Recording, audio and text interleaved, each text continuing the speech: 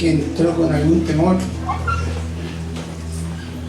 Hemos estado diciendo que cuando tenemos la seguridad que Él está con nosotros, no hay nada por qué temer.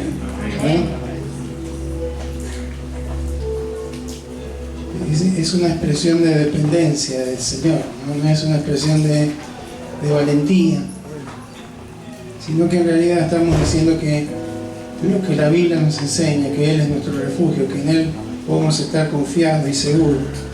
Amén. Y en esta tarde quiero compartir con ustedes una palabra en la que he estado meditando estos últimos días, y le invito a que abra su Biblia en el libro de Romanos, en el capítulo 12. Vamos a leer el versículo 2.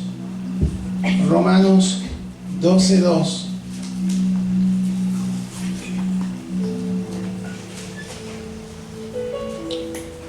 Un versículo que conocemos bastante,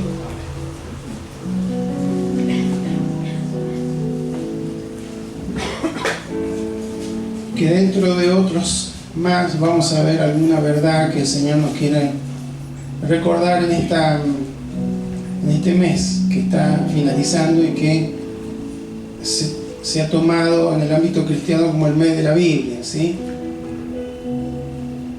La Biblia no es de un mes, ni de un día, ni de una semana, es de toda la vida, ¿sí? Pero bueno, se reconoce, se medita mucho en cuanto a la importancia de la palabra del Señor, lo cual Dios nos ha estado ministrando en este tiempo. Vamos a leer Romanos 12:2 en el nombre de Jesús. Amén. Y dice así la palabra del Señor: no os conforméis a este siglo, sino transformaos por medio de la renovación de vuestro entendimiento, para que comprobéis cuál sea la buena voluntad de Dios, agradable y perfecta. Amén. Invito a que oren. Señor amado, gracias te damos porque podemos reunirnos en tu nombre. Gracias te doy, Señor, por la vida de cada uno de mis hermanos, Señor, que son parte del cuerpo de la iglesia, Señor. Gracias por su vida. Gracias, Señor, de poderles ver, de poderles escuchar. Tal vez no pueda identificar sus voces, pero todas a una, Señor, exaltando tu nombre, que, como decía el salmista, cuán bueno y cuán delicioso, cuán provechoso, cuán saludable, cuán imprescindible es para nuestras vidas el adorarte y exaltarte, Señor. Tú nos llamaste no a ser gente que en lo espiritual se maneje como individualmente. Nos has llamado a formar un cuerpo, Señor, y cada vez que nos reunimos hay algo precioso que tú produces, Señor, en ese cuerpo, porque es tu forma, es tu diseño, Señor, para este tiempo, Señor, luego de la muerte y la resurrección de tu Hijo Jesucristo. Gracias, Señor, gracias porque todos juntos podemos ponernos de acuerdo para resaltarte a ti, Señor, exaltarte a ti, reconocerte a ti, Señor. No hay acá ningún mérito humano, no hay ninguna figura, Señor, importante, sino solamente tú, Señor.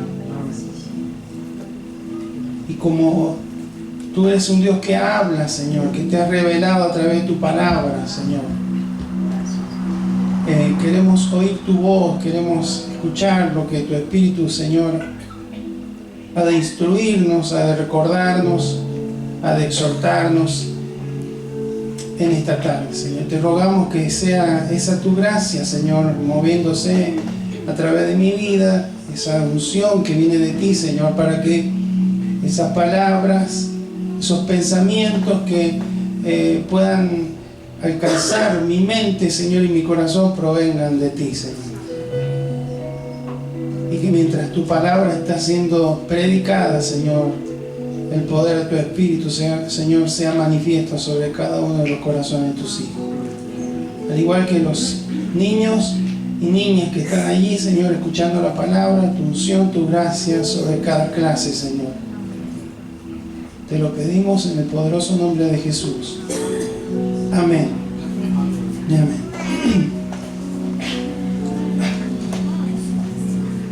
Cuando usted y yo nos vemos en el espejo, o cuando usted ve a su esposa, a su esposo, a sus hijos, vemos algo que es maravilloso. Es la creación de Dios, ¿sí? Nuestro cuerpo es algo extraordinario, ¿sí? Que con toda la ciencia y los avances que hay en el tiempo presente, todavía no terminan de descubrir todo lo que a partir de ese diseño de Dios tan perfecto necesitan saber o quiere saber el hombre, ¿sí? Y dentro de ese cuerpo, hermanos, hay algo que es extraordinario y es asombroso, y es nuestro cerebro, ¿sí? A lo largo de los siglos han habido un montón de formas de pensar en relación. Hoy tenemos un avance y un conocimiento que antes no había. Dice que en el 335 a.C. había un tal Aristóteles que él decía que lo principal que tenía el cuerpo humano era el corazón, y que por el corazón pasaban todas las emociones, los sentimientos, los pensamientos. Entonces, ¿cómo veían el cerebro? Pues sabía que había acá un cerebro. Él decía que era algo así como un radiador biológico, ¿sí? Como el que tiene el auto, pero en el cuerpo, como que cuando estaba muy ocupado el corazón, con mucha actividad, el cerebro era como el órgano que enfriaba, ¿sí? El corazón. Por eso se pensaba así, nadie le discutía nada porque nadie sabía cómo era. Dice que en 170 después de Cristo, un tal un doctor del Imperio Romano llamado Galeano empezó a diseccionar, a cortar los cerebros de los animales, ¿sí? Por ahí puede haber conseguido alguno de humanos. Se dio cuenta que ahí introdujo el concepto de ventrículos, ¿sí? Se daba cuenta que habían que el cerebro estaba conformado por una materia que tenía una sustancia en su interior, y él le llamó ventrículos, ¿sí? Bueno, un avance hubo ahí, por lo menos ya se empezó a hablar de que los pensamientos, de que lo referido a la mente pasaba por aquí, no por el corazón. Ya había un concepto un poco más avanzado, pero tuvieron que pasar muchos años hasta que llegó fines del siglo XVIII, en 1791, un tal Galvani, un médico italiano, descubrió algo que le llamó la atención. Él estaba trabajando con ranas y a través de un impulso eléctrico él veía que las ranas movían las patas, ¿sí? Incluso después de que las ranas hubieran muerto, eso funcionaba así. Entonces entró el concepto de lo que se llama el impulso eléctrico, y se dio cuenta, ya empezó a entender la ciencia, que hay pulsos de electricidad que manejaban los músculos. Fue un avance. A mediados del siglo XIX, ¿sí? En 1848, por ahí, un ferroviario, un hombre en Estados Unidos llamado Phineas Gage, tuvo un accidente gravísimo. Una barra de acero le perforó la cabeza. Uno puede decir, bueno, se murió. El tema es que el hombre quedó vivo, ¿sí?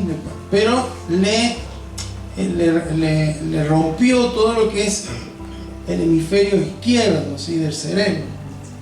Entonces él quedó con vida, siguió funcionando, pero los que le conocían siempre lo habían visto como una persona muy tranquila, muy responsable, muy trabajadora.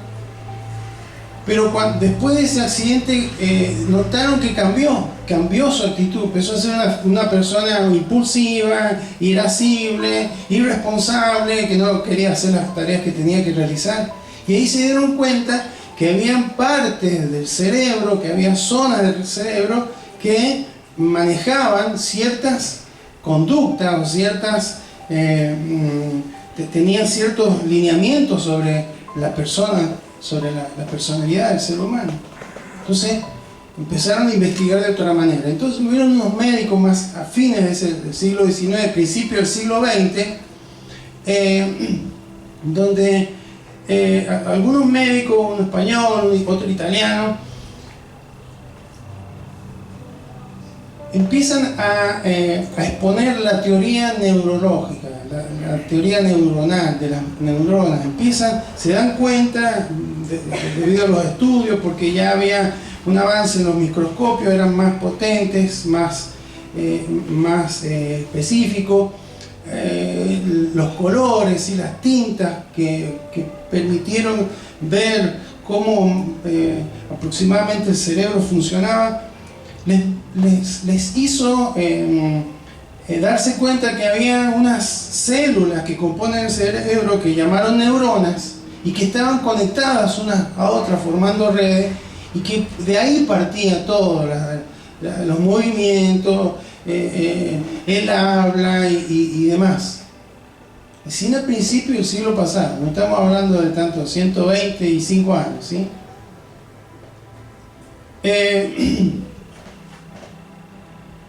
Después, en 1932, unos premios Nobel, unos científicos descubrieron que esas conexiones entre las neuronas, había uniones neuronales, o sea, entre las neuronas, y que ahí había una actividad, y eso se llamó sinapsis, ¿sí? Bueno, si alguno ha estudiado algo de medicina, algún enfermero, algún doctor, va a recordar estas cosas. Yo solamente quiero que veamos cómo esto ha ido avanzando para llegar a una conclusión en relación a lo que hemos leído. Entonces, en 1963 otros premios Nobel reciben el premio Nobel porque se dan cuenta que esa sinapsis, esa forma de conexión entre las neuronas, son a través de una forma electroquímica. O sea, hay impulsos eléctricos, pero también hay sustancias químicas que son liberadas. Aparece ahí el término de neurotransmisores, que son la liberación de las sustancias químicas, ¿sí? No importa que usted se acuerde de todo esto, pero estoy haciéndole ver cómo el ser humano ha intentado conocer este órgano tan precioso, tan maravilloso. Pero a partir de la década del 60, hermanos, empezaron los avances mucho más fuertes: la física, la química, la biología molecular, la genética, los aparatos de los electroencefalogramas, y luego la resonancia, y luego las tomografías han permitido, hermanos, ir avanzando mucho más acerca del conocimiento de cómo funciona el cerebro, y han llegado a una conclusión, hermano, y es que el cerebro humano puede cambiar y puede adaptarse, y eso se llama neuroplasticidad. Qué silencio, ¿eh? ¿Y qué es lo que? Neuroplasticidad. ¿Por qué le digo esto, hermano? Porque se tardaron casi 2000 años en descubrir lo que la palabra de Dios ya dice. Lo que el diseñador el que diseñó nuestro cuerpo, el que diseñó nuestro cerebro, ya sabía. Y por eso el apóstol Pablo ahí habla de la transformación por medio de la renovación de nuestro entendimiento. Por muchos siglos se creía que era algo fijo el cerebro y que bueno, era imposible cambiarlo, pero la palabra de Dios nos dice que sí, y ahora lo han descubierto y le han puesto neuroplasticidad, pero es algo, hermano, que ya Dios había hablado. Vamos a leer algunos de los versículos donde habla de esto y el por qué Dios nos habla de esto. ¿Está bien?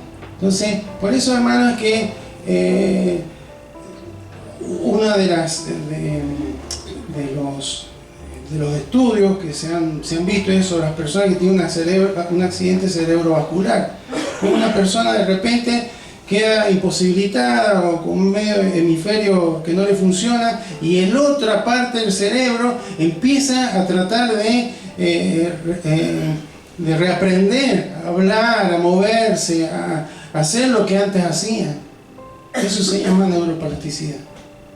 Y eso es lo que nos ayuda a nosotros a aprender, a resolver situaciones. Cuando nos accidentamos un brazo y estamos, no sé, semanas con un brazo, el cerebro empieza a trabajar con el resto del cuerpo, a arreglársela para tratar de lograr hacer lo que hacíamos con los dos brazos, ¿sí?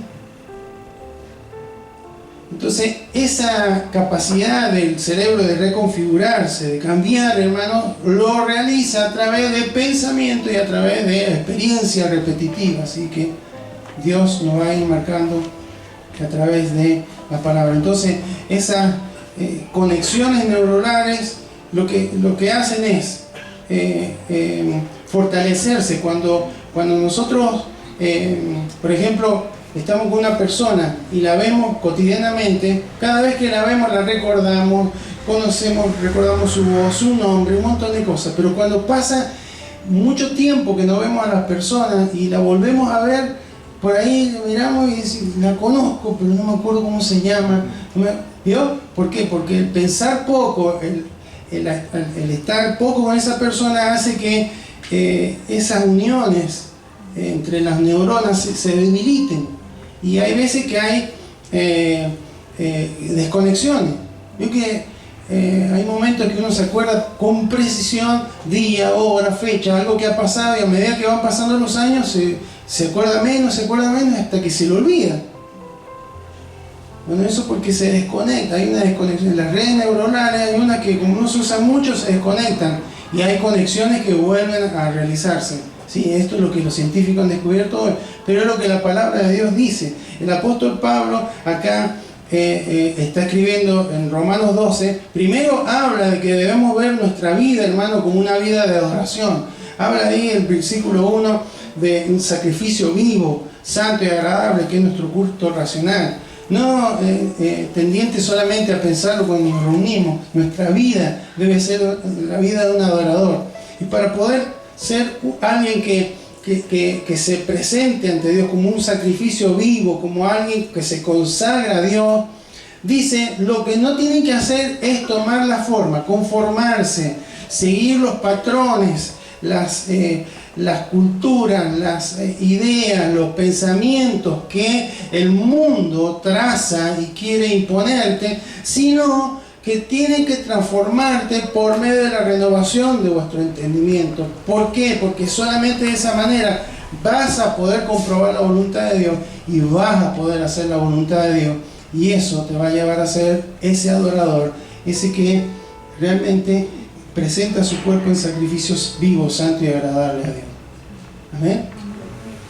Entonces, esto habla de que hay ciertas formas de pensar que tenemos que eliminar y ciertas formas de pensar que tenemos que adquirir, que tenemos que reforzar.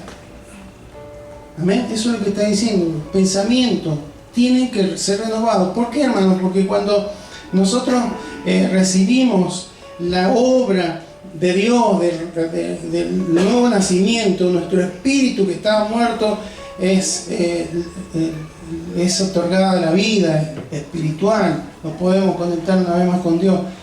Pero allí, hermanos, comenzamos un proceso de transformación, un proceso llamado santificación, en el cual, hermanos, tenemos que empezar a corregir pensamientos, hábitos, patrones de conducta que no están alineados al plan, al propósito de Dios, y que tienen que ir cambiando. Eso es lo que nos está diciendo.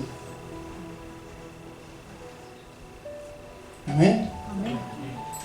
Entonces la palabra de Dios, hace un tiempo atrás hablamos de la epigenética, ¿se acuerdan? Bueno, ahora la ciencia le ha puesto un nombre a algo que ya la Biblia lo hablaba. Entonces, primero hay que renovar, y tenemos que tener pensamientos nuevos. ¿De dónde vamos a sacar esos pensamientos nuevos, hermano? ¿De qué nos ha estado hablando Dios todo este tiempo? De la palabra del Señor. La Biblia revela a Dios, su forma de pensar. Vamos a otro versículo, Efesios 4, 22 al 24.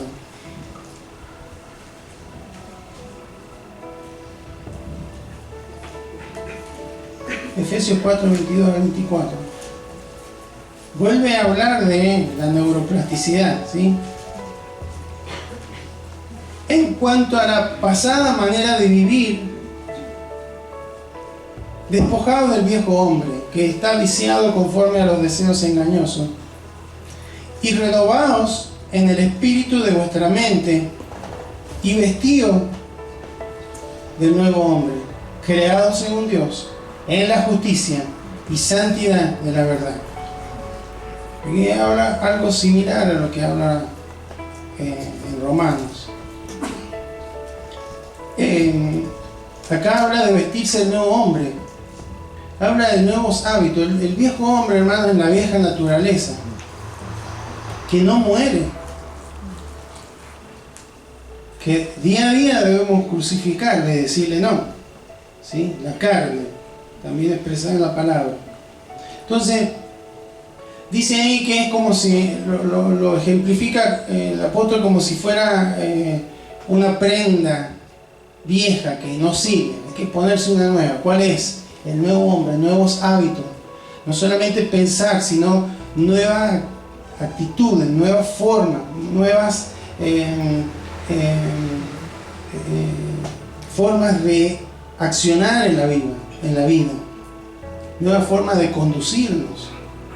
Un hábito es una conducta adquirida por la repetición.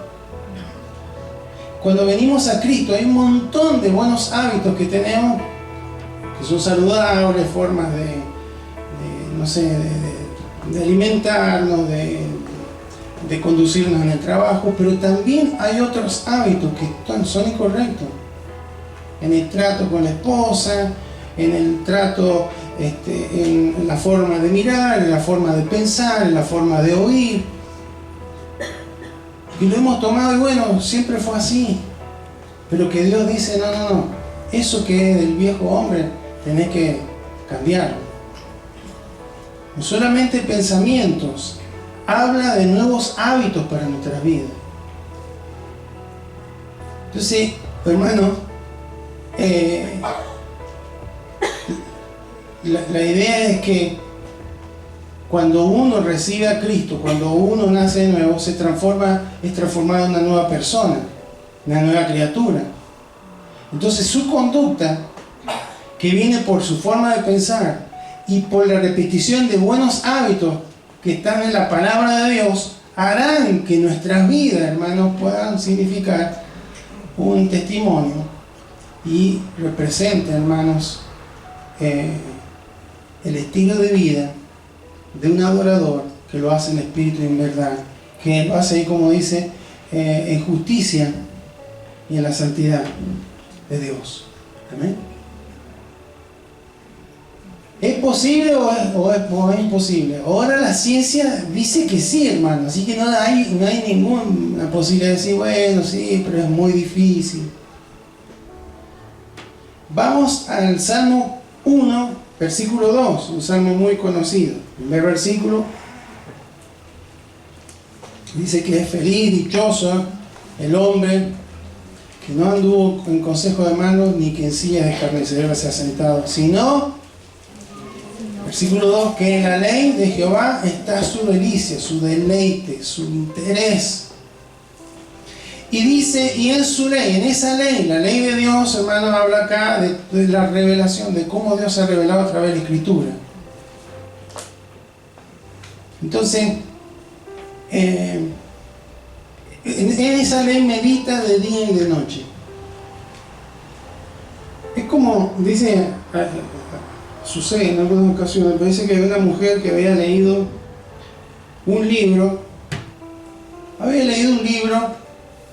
y no le voló la cabeza, ni mucho menos, sí, un libro que leyó, un libro más, hasta que conoció al autor del libro y conversó con él.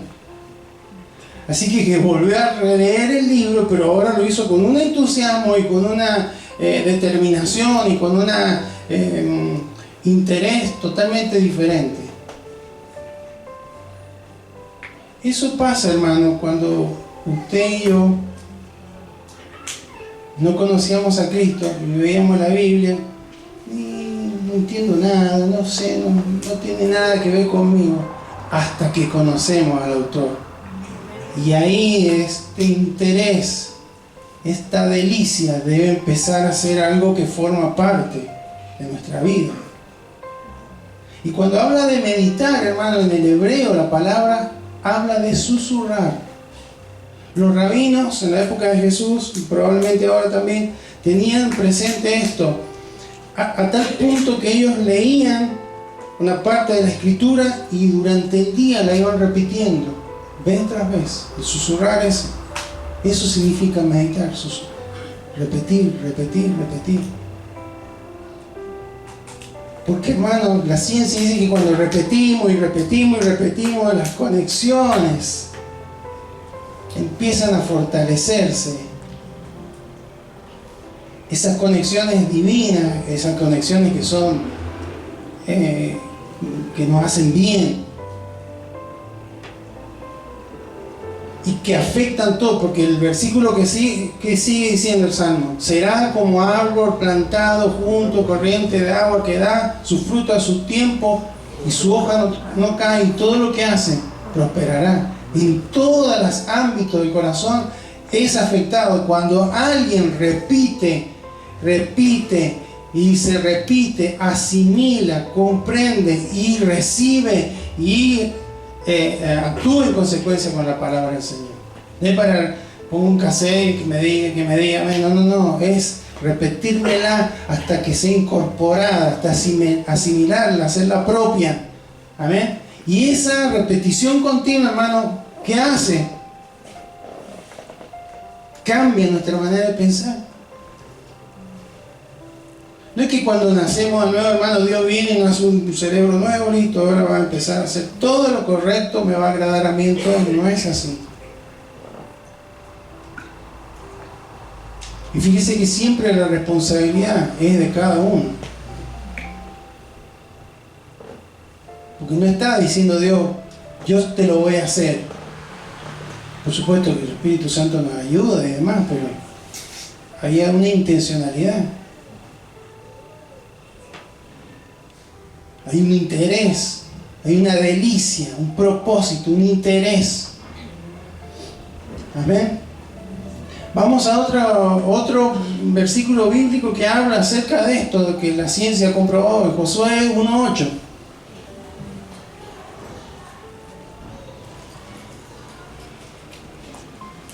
Josué 1:8. Dice, Dios le está hablando a Josué y le dice, nunca se apartará de tu boca este libro de la ley. Está hablando en forma figurada, no había un libro, eran todos escritos. ¿Qué está diciendo? Vas a tener que consultar siempre, vas a tener que ir siempre a lo que yo he enseñado. Y dice, sino que de día y de noche, ¿qué vas a hacer? ¿Qué meditar? Susurrar. repetir. Esto estuvo siempre, hermano. Cuando Dios sacó a Israel de Egipto, les dijo en Deuteronomio: y estas palabras que yo tomando hoy estarán, y se las repetirás a tus hijos al levantarte, al acostarte y cuando andes por el camino. ¿Se acuerda? ¿Por qué la repetición, hermano? ¿Por qué la repetición? Para cambiar nuestra manera de pensar, alineándola con la palabra del Señor, que ya hemos visto que es buena, es eficaz.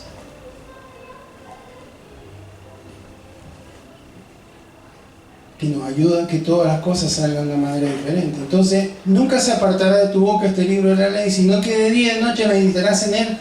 Pero sigue diciendo, para que guardes y hagas conforme a todo lo que en él está escrito. O sea, en él está escrito. Es entrenar. ¿Cuántos entrenan acá? Acá hay un ejemplo, ¿no? Yo estoy como siempre, voy a empezar. Voy a empezar. Pero eso es bueno, hermano, porque saben que el cerebro, la salud del cerebro depende mucho de la alimentación, del descanso, del ejercicio. Amén. Que también está en la palabra del Señor. Amén. Pero bueno, acá nos está diciendo, le está diciendo Dios a Josué: mira, si vos querés tener un liderazgo exitoso, tenés que hacerle caso a lo que yo te digo. Tenés que repetírtelo y tenés que aplicarlo en tu vida. Tenés que ser obediente. Eso es entrenamiento. Amén. Hoy nosotros tenemos una ventaja respecto a Josué. Tenemos el Espíritu Santo que nos guía a toda verdad, que nos ayuda, que ha sido puesto al lado para ayudarnos. Amén. Vamos a otro versículo. Ya estamos terminando con los versículos. 2 Corintios 10:5. Ahí el apóstol Pablo está hablando en términos militares, una lucha que tenemos. 2 Corintios 10:5 dice: derribando argumentos y toda altivez que se levanta contra el conocimiento de Dios, y llevando ¿qué? Cautivo todo pensamiento a la obediencia de Cristo. Por supuesto que habla, esto no es humanamente, no se puede hacer. No es con autoayuda, no es con ejercitación, con alguna forma humana, no. Acá las armas de nuestra milicia no son carnales, sino poderosas en Dios para destruir fortalezas. ¿Qué son las fortalezas? Patrones de pensamiento arraigados en nuestras vidas, formas de pensar que nos llevan a actuar de una determinada manera que no le agrada a Dios. ¿Sí? Detrás de esa fortaleza hay pensamiento, y dice ahí, hay que derribar esa fortaleza. Y todos esos argumentos, esa fortaleza son argumentos. Argumento es logismo, es razonamientos, forma de pensar.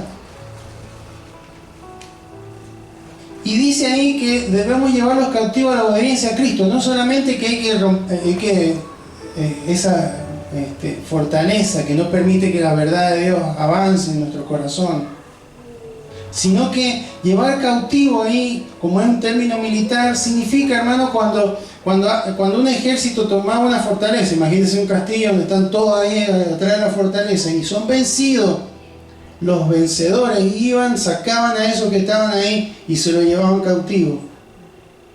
Esto, hermano, es señorío de Cristo en el corazón. No solamente yo, voy a derribar estos patrones de pensamiento que no son correctos, puede a veces ser el machismo, puede a veces ser patrones de orgullo, de altivez, de diferentes formas, hermanos, que se manifiestan. Los voy a bombardear con la palabra del Señor, porque esas son las armas que me ha dado, con la alabanza, con la exaltación en nombre del Señor, con el ayuno, con la oración. Pero voy a cautivar Y esos pensamientos errados que están detrás de esa fortaleza, los voy a llevar para que el señorío de Cristo sea sobre ellos. No le voy a hacer más caso, voy a hacerle caso a los pensamientos que el Señor quiere que yo tenga. Amén. ¿Tenemos ejemplos de gente que fue transformada por el Señor? Sí tenemos, un montón, pero vamos a ver Hechos 4:13. Y ya estamos terminando. Hechos 4:13. Hechos 4:13. Luego de que vino el día de Pentecostés, dice: entonces, viendo el denuedo de Pedro y de Juan, y sabiendo que eran hombres sin letra y del vulgo, se maravillaban y les reconocían que habían estado con Jesús. Unas semanas antes,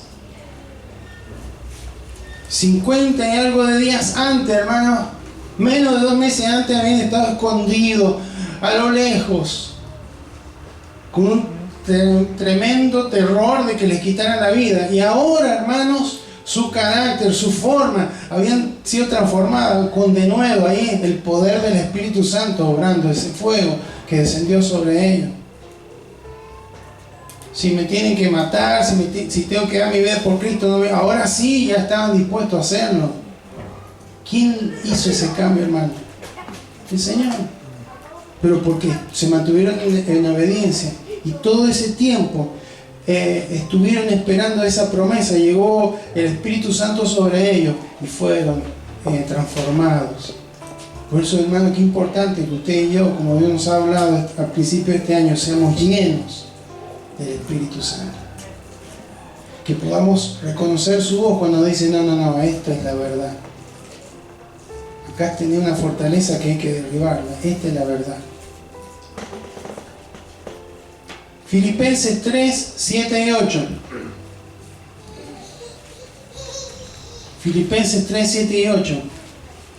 Ahora estamos viendo el apóstol Pablo. Alguien que también tuvo un cambio en su manera de pensar. Dice: pero cuantas cosas eran para mí ganancia, las he estimado como pérdida por amor de Cristo. Y ciertamente aún estimo todas las cosas como pérdida por la excelencia del conocimiento de Cristo Jesús, mi Señor, por amor del cual lo he perdido todo y lo tengo por basura para ganar a Cristo. ¿Quién hizo ese cambio, hermano? Dios fue obrando a través de cómo se fue revelando en el corazón, en la vida de este varón. Un perseguidor, alguien que decía: yo tengo un montón de títulos, tengo un montón de estudios, credenciales, de éxito, pero no son nada.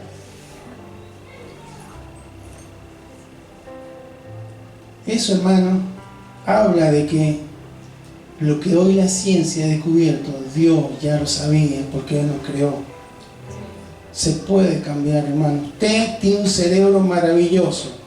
Yo no tengo ninguna tomografía suya, ni ningún electroencefalograma, ni a lo mejor no tengo ningún título, no sé qué capacidad o habilidad extraordinaria tiene, que lo conocerá en la familia, en su trabajo, pero lo que sí sé, hermano, que usted tiene un cerebro espectacular. ¿Amén? Amén. Entonces, ¿cómo será que ahora usted está escuchando mis palabras? Son ondas de sonido, ingresan a nuestro oído. Ahí hay unas vibraciones que se transforman en una señal fisicoquímica que el cerebro la capta, la ordena, va entendiendo todo así. Me están viendo las manos, cómo las muevo, todo. Es que extraordinario que es el cerebro, hermano. Entonces hay que prestar atención. Porque Dios está interesado que usted y yo cambiemos. Él nos dejó escrito en la palabra, hermanos. Él nos dejó escrito, nos dejó su revelación para que usted y yo cambiemos nuestra manera de pensar. Amén. Para que usted y yo cambiemos nuestros hábitos. Y eso es posible. Y tenemos la ayuda del Espíritu Santo para poderlo hacer. Amén. Amén. Es que a mí me cuesta. A mí me cuesta. Hay cosas que a mí me cuestan y me cuestan. ¿Se acuerda usted cuando aprendió a caminar? Yo lo único que me acuerdo cuando mi madre me contaba cuando empecé a caminar. Pero no sé los intentos que habré tenido, los golpes que me habré dado. Usted también. En mi época se usaban los andadores. Parece que no son muy buenos. Pero ahí estaba mucho tiempo. Ahí sí tengo fotos que estoy en un andador de madera. Me debe haber costado, hermano, pero aprendí a caminar. ¿Se acuerda cuando aprendió a hablar usted? Que decíamos las cosas todas mal, que cambiábamos las palabras, que algunas sonaban chistosas, y que veíamos que los padres, los tíos, todos se reían. Mirá cómo habla, hasta que nos salió bien. Porque la única forma de aprender, hermano, es seguir adelante. Siempre fue así. Pero ahora llega una etapa en la vida, hermano, lo espiritual, que a veces queremos conocer más a Dios, queremos crecer, queremos madurar, pero es que a mí me cuesta, pero no, siempre nos va a costar. Pero el cerebro tiene la increíble capacidad dada por Dios de cambiar. No le haga caso a esa mentira de no, yo no puedo cambiar esto, soy así, no puedo cambiar mi carácter. No es así. Son mentiras. Y si no ha cambiado, si no han cambiado sus pensamientos, si no han cambiado su conducta, si no han cambiado sus hábitos, es porque usted no ha querido, no porque no puede. Amén. Amén. Amén. ¿Se acuerda cuando aprendió a escribir? A mí me costó un montón. Y recuerdo la repetición. Vamos a aprender la E. Es un rulito y todo, varias hojas, el cuaderno con la E, hasta que llegara a la F, hermana. Justo es mi apellido. No me sale el rulito ese y el otro abajo. No me sale, son 3, 4 rulos. 2, 3 rulos, no me sale. Me acuerdo que mi mamá, vamos. Hermano, cuando usted y yo nos enfocamos en algo y le prestamos atención, esas uniones neuronales empiezan a fortalecerse. Cuando usted y yo empezamos a repetirnos la palabra y a repetirnos la palabra, no como un loro, sino como alguien que está interesado en que esa palabra tenga vida en nuestros corazones para que funcionemos de acuerdo a ella, eso. Si estamos con la palabra, hermano, la leemos, no, me cuesta, como me cuesta no la leo, que me la explique otro, que me la enseñe otro. Tenemos el Espíritu Santo que nos va a guiar toda verdad. Cuando no había manuales, cuando no había otras cuestiones, hermano, el Espíritu Santo tuvo la capacidad para guiar a la iglesia a toda verdad. Siempre fue así. Entonces, hermano, por eso el apóstol siempre decía, pongan la mirada en las cosas de arriba, no en las de la tierra. Cuando pasamos mucho tiempo sin meditar, sin interiorizarnos en la palabra, sin ir a ella, sin pedir al Espíritu Santo que nos guíe, que nos instruya para cómo aplicarla, hermano, esas conexiones neurológicas empiezan a debilitar. Y por eso nos cuesta. Pero cuando empezamos a oír la voz de Dios y decimos, sí Señor, voy a meditar. Si le dijiste, si para que le salieran las cosas bien a Josué, tenía que consultar, meditar, susurrarse la palabra, aplicar la palabra, lo dice el Salmo, lo dice el Nuevo Testamento, es porque funciona. ¿Usted cree que Dios nos pediría algo que no funciona? ¿No es cierto que no?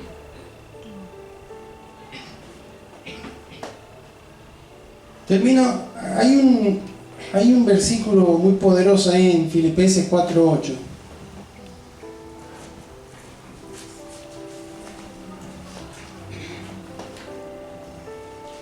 ¿Sí? Dice, por lo demás, hermanos míos, todo lo que es verdadero, todo lo honesto, todo lo justo, todo lo puro, todo lo amable, todo lo que dé buen nombre, si hay virtud alguna, si hay algo digno de alabanza, ¿qué hay que hacer? Pensar. ¿Por qué? Porque eso hace, hermano, que usted y yo comenzamos a ser transformados por medio de la renovación de nuestro entendimiento.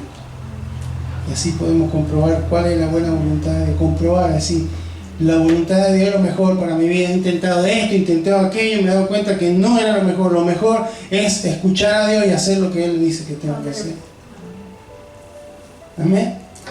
Entonces, hermanos, cada vez que nos repetimos, cada vez que accionamos, si yo quiero cambiar un hábito, pues tengo que desechar el hábito viejo y empezar a practicar el nuevo.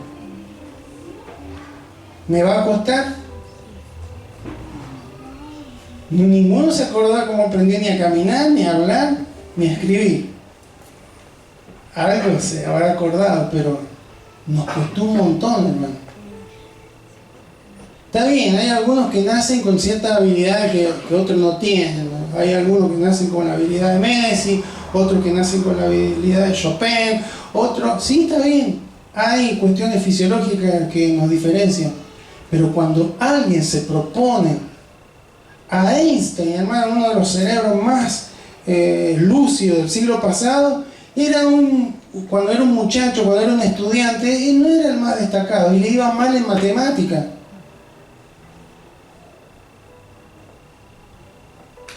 Pero la constancia, la disciplina, el estudio, la repetición, llevaron a descubrimientos que hasta el día de hoy sigue sorprendiendo. ¿Cuánto más, hermanos, cada uno de nosotros nos va a costar? David decía, no le voy a ofrecer a Dios un holocausto que no me cueste nada. Pablo dice, el sacrificio vivo, santo y agradable a Dios. Sacrificio habla de entrega, habla de justamente de morir para que Cristo sea reinando. Entonces, hermanos, Jesús dijo, por su fruto lo conoceré. El hombre bueno, del buen tesoro de su corazón, saca frutos buenos, ¿no es cierto? Entonces, hermanos, ¿qué es lo que le estamos prestando más atención en este tiempo? ¿A qué le estamos prestando atención? Porque a lo que más le prestamos atención es lo que nos domina, es lo que nos conforma, es lo que nos moldea. Lo que Dios nos está diciendo todo este mes en las diferentes congregaciones, en las diferentes formas que Dios ha hablado, es: escuchen mi voz, vayan a la palabra, no es un libro más, es mi voz, es vida, es lo que yo he exhalado, es vida para sus corazones. De allí van a encontrar todo aquello que les resulte beneficioso para cada una de sus vidas, de sus corazones. Amén. Entonces, ¿a qué le estamos prestando atención? Dios quiere que les prestemos atención a sus palabras, que escuchemos su voz, que no nos conformemos, que bueno, no entiendo, no. Busque.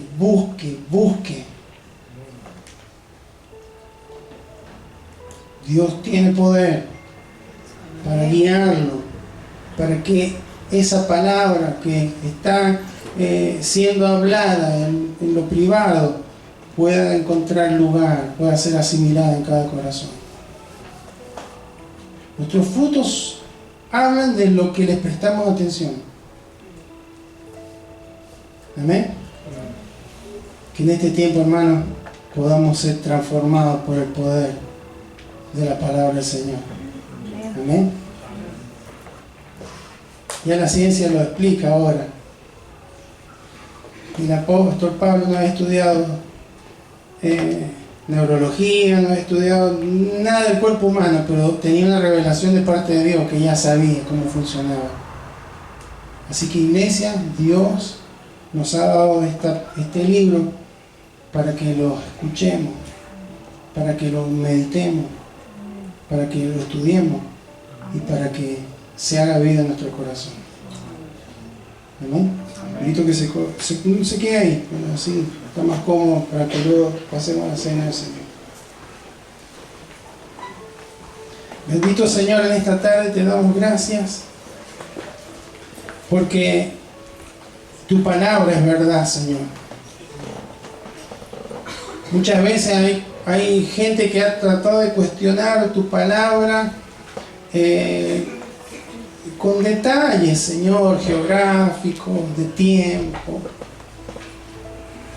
Pero, Señor, a medida que la ciencia avanza, descubre lo que tú ya has revelado en tu palabra, que es verdad, Señor. Le ponen un nombre, tardan tantos años, invierten tantas horas, tantos equipamientos, Señor, tanto dinero, para descubrir lo que el diseñador de nuestras vidas ya ha dejado escrito en la palabra, Señor. Gracias, nos maravilla, Señor. Señor, y queremos en este tiempo que nuestra manera de pensar pueda ser cambiada, Señor. Porque si cambia nuestra manera de pensar, cambiará nuestra manera de vivir. Muchas veces nos conformamos, Señor, y decimos, bueno, no entiendo, me cuesta, no lo sé, yo soy así, fui criado así, fui criada así, a mí me enseñaron así. Y un montón de hábitos que son correctos, Señor, que no tienen una influencia negativa sobre nuestras vidas. Pero cuántas cosas, Señor, dañan la comunión en el matrimonio, dañan la relación padres e hijos, dañan nuestra productividad laboral. Señor, pero tú estás demandando en este tiempo. Lo hiciste en el Antiguo Testamento y en el Nuevo Testamento igual.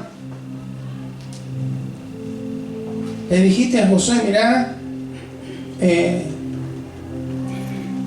solo tenés que tener en cuenta todo lo que yo te he hablado. Tenés que meditar de noche y de día. Y tenés que guardar, tenés que cumplir, tenés que ser obediente. Eso te va a llevar a ser exitoso. No con el éxito del hombre, el éxito delante mío, que es el que tiene una trascendencia hacia lo eterno. Señor, y el mundo nos está llevando hoy a ser exitosos, sí, pero en lo terrenal, en lo temporal.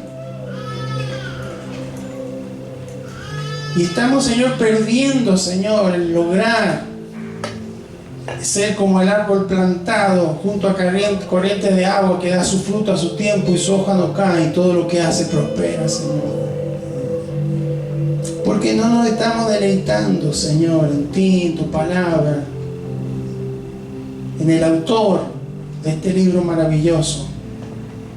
Señor, pero en esta tarde, en el nombre de Jesús, tú nos has hablado y aún nos has recordado que la ciencia ha afirmado que lo que tú pides es posible, Señor. No hay excusas, Señor, nunca las hubo, pero hoy menos. Señor, tú nos has diseñado con la capacidad de cambiar, con la capacidad de redireccionar, Señor, nuestros pensamientos. Pero tiene que haber un deseo, un anhelo, alguien que se disponga, alguien que diga, Señor, yo no quiero seguir así, yo no quiero funcionar a media, yo no quiero, Señor, buscar cuestiones que son simplemente pasajeras. Yo quiero afirmarme, enfocarme en lo eterno, en las cosas de arriba, como le decía Pablo a los hermanos de la iglesia de Colosa. Porque eso no lo corroe nadie, no lo corrompe nadie, no lo puede tocar nadie, Señor.